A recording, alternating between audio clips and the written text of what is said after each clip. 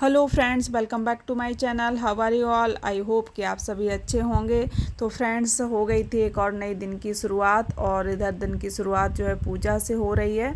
तो पूजा की मैंने मॉर्निंग रूटीन कभी शेयर नहीं किया, तो वही मैं मॉर्निंग रूटीन शेयर कर रही थी।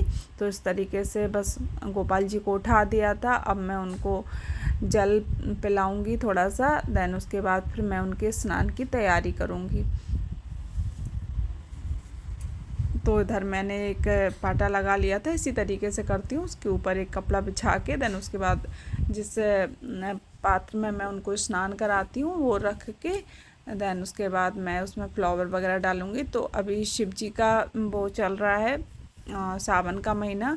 तो सबसे पहले मैं गणेश जी को बस छींटे लगा देती हूँ, और उनका बुधवार को और या कोई ओकेजन जैसे पूर्णिमा होती है, एकादशी होती है, इन सब में मैं फिर सारे ही भगवान का स्नान करा देती हूँ।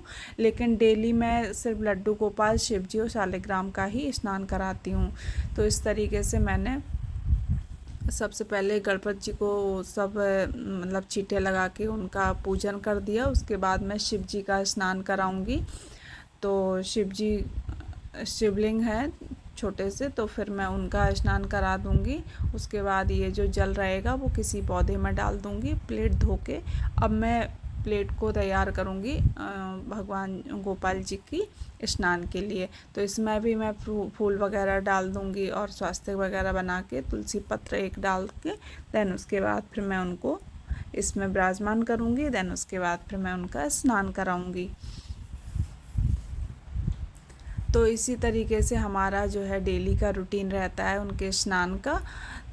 तो ऐसे ही मैं हमेशा कराती हूँ। तो बस मैं करा लूँगी। ये प्लेट जो है बहुत ज़्यादा बड़ी नहीं है, तो बस एक एक करके मैं भगवान का स्नान कराती जाऊँगी। और पंचामृत से जैसे कोई त्यौहार होता है तब मैं कराती हूँ। एकादशी को तो हर एकादशी को करवाती ही हूँ, पूर्णिमा को भी कराती हूँ पंचामृत से स्नान। और बीच में एक आध बार जैसे उनका लगा कि थोड़ा से कलर डल हो रहा है कुछ है, तो एक चंदन पाउडर रखे हूँ मैं, तो उसी से उनको स्नान करा देती हूँ। नहीं, डेली मैं नॉर्मल जल और उसमें थोड़ा सा गुलाब जल मिला के देन उसके बाद फिर मैं उनका स्नान करा देती हूँ। तो इस तरीके से मैंने उनको स्नान करा दिया था। और अब दूसरे गोपाल जी हैं तो उनको भी करा दूंगी।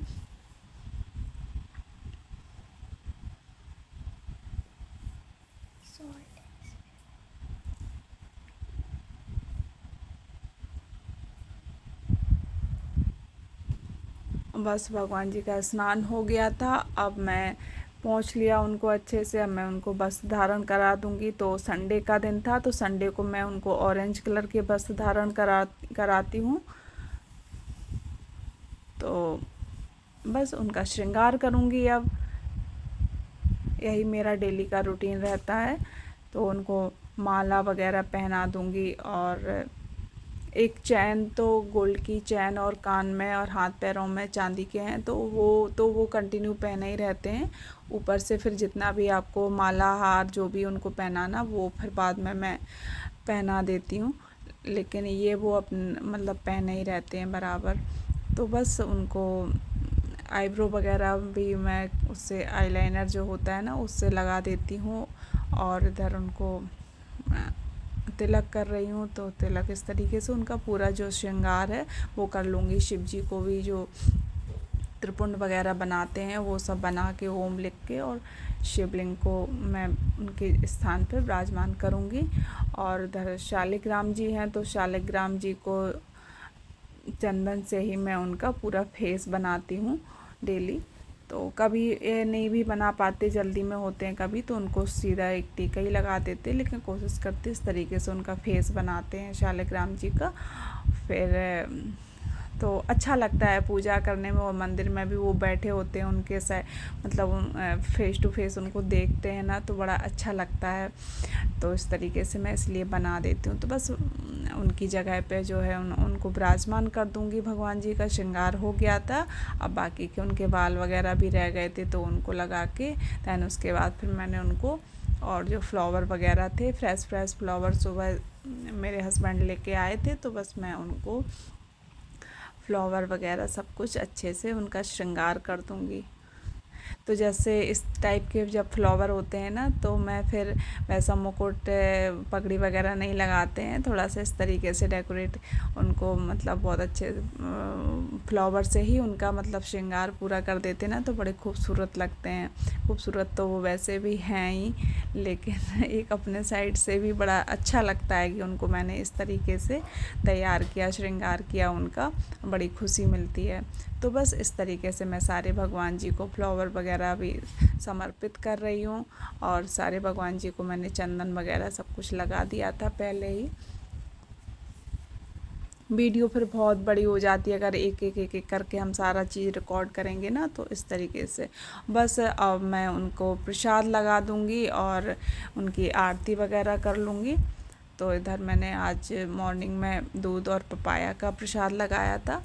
किसी एक फ्रूट का मैं डेली मॉर्निंग में फ्रूट और दूध का लगाते ही हैं, फिर दोपहर में खाने का या किसी और भी चीज़ का, कभी जैसे लहसुन प्याज की कोई चीज़ बनती है तो फिर कोई और उनको खीर बना दिया, कभी हलवा बना दिया, कभी कुछ बना दिया, इस तरीके से ऐसा बन जाता है। तो बस अब मैं आरती पूजा कर लूँगी, जो भी हमारा रूटीन की डेली की जो मतलब पाठ वगैरह जो भी मैं करती हूँ वो सब करूँगी आरती करने के बाद। उसके बाद उनका प्रसाद लगा के तो बस मेरी पूजा जो है ना वो संपन्न हो गई थी। यही मेरा डेली का पूजा का रूटीन रहता है। संडे को थोड़ा सा टाइम लेट हो जाता है पूजा का, और वैसे तो एक टाइम मतलब टाइम टेबल जो है ना वो फिक्स है हमारा कि किस टाइम हमें पूजा करनी है मॉर्निंग में।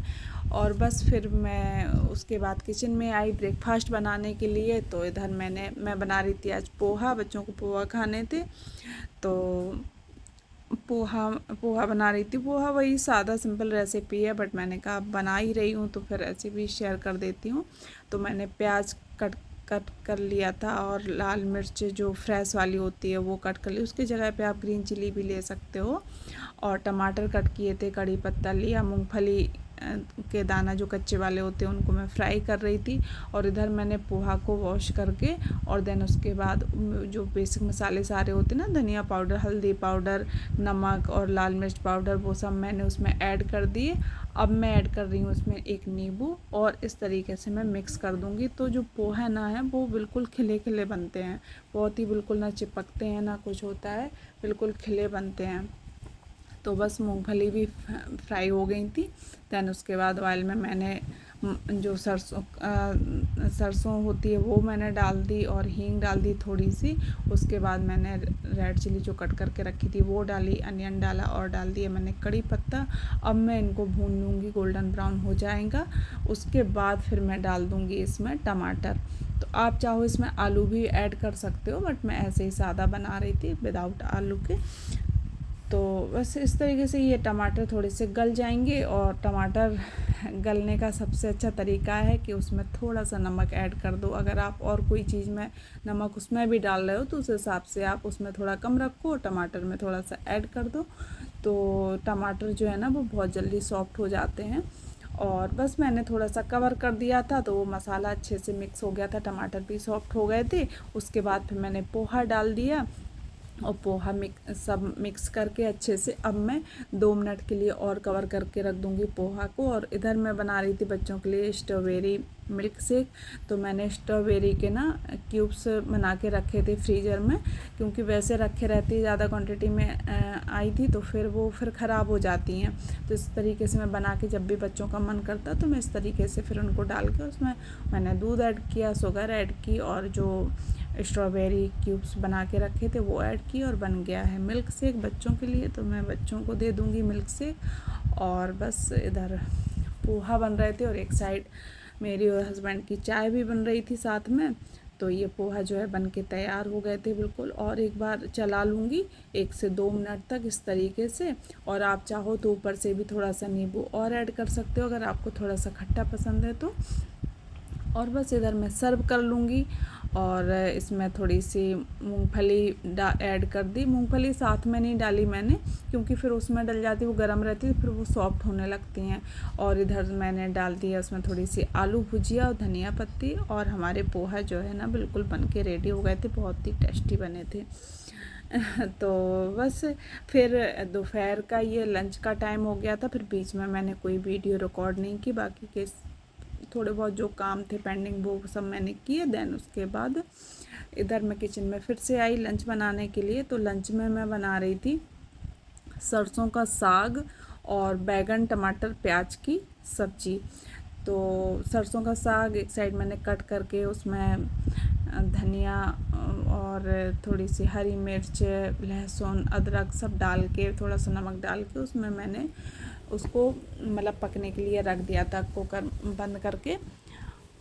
और तो वो सरसों का साग भी मेरा इधर बन रहा था और साथ में मैं इधर सब्ज़ी बनाने लगी। सब्ज़ी बिल्कुल सादा सी बनाते हैं लेकिन बहुत टेस्टी बनती है। बस ऑयल में थोड़ा सा मेथी दाना डाला, हींग डाली, थोड़ा सा जीरा डाला और उसके बाद मैंने जो अनियन कट कर रखे थे, हाँ लहसुन और अदरक को ग्रेट करके डाल दिया था 1 चम्मच। देन उसके बाद फिर मैंने प्याज को डाला, बस थोड़ा सा कुछ सेकंड के लिए मैंने उसको फ्राई किया। देन उसके बाद फिर मैंने टमाटर डाल दिया और टमाटर के साथ में ही मैंने सारे जो मसाले हैं वो मैंने डाल दिए, हल्दी, धनिया पाउडर और लाल मिर्च पाउडर, नमक वगैरह सब मैंने टमाटर के साथ ही डाल दिया। और 1 मिनट तक ही, 2 मिनट भी नहीं, 1 मिनट तक ही मैंने उसको हल्का सा सौटे किया। देन उसके बाद फिर मैंने जो बैगन कट करके रखे थे उस साइज़ जो है ना मैंने सेम कट किया था प्याज का, टमाटर का और बैगन का। तो वो एकदम से बहुत ही अच्छे बनते, एकदम मतलब कोई भी चीज़ का है ना अगर आप चॉपिंग अच्छे से करते हो ना तो वो देखने में भी खूबसूरत लगता है और टेस्ट में भी बहुत फ़र्क पड़ता है। तो इस तरीके से बस मैंने उसको कवर करके रख दिया। तो सब्ज़ी कुक हो रही थी और इधर मेरे सरसों का साग बन गया था। तो उसका भी मैंने तड़का बनाया। तो तड़के के लिए मैंने सरसों का तेल लिया, उसमें मैंने सरसों दाना डाला और उसमें हींग डाली और एक जो ड्राई रेड चिली होती है वो डाली, थोड़ा सा क्रश करके वो लहसुन और अदरक डाली। अदरक के थोड़े मतलब लंबे लंबे से थोड़े से पीस कट करके डालते हैं तो वो मुंह में आते हैं तो बड़े अच्छे लगते हैं। और वही बेसिक जो मसाला था वो मैंने उसमें ऐड कर दिया था और थोड़ा सा घी ऐड किया, उससे फ्लेवर और भी अच्छा आ जाता है। और मैंने उसमें सरसों के साग में तड़का लगा दिया था। तो सरसों का साग मेरा बनके तैयार हो गया था, सब्ज़ी मेरी बनके तैयार हो गई थी। और इधर चटनी मैंने बनाई थी पुदीना की, तो उसकी रेसिपी शायद मैं शेयर कर चुकी हूँ, नहीं है तो फिर मैं कभी कर दूँगी। और सैलेड कट करें और मेरी थाली हो गई थी तैयार। तो फ्रेंड्स फिर हम लोग निकल गए थे इवनिंग में मार्केट। तो मार्केट में कुछ सामान लेना था, फ्रूट्स वगैरह सब सामान लेना था। तो बस यही थी हमारी संडे की दिनचर्या। तो फ्रेंड्स हमारी वीडियो पसंद आए लाइक करें, शेयर करें, सब्सक्राइब करना बिल्कुल भी ना भूलें। फिर मैं मिलूँगी एक और नई वीडियो के साथ, तब तक के लिए friends bye bye and thank you.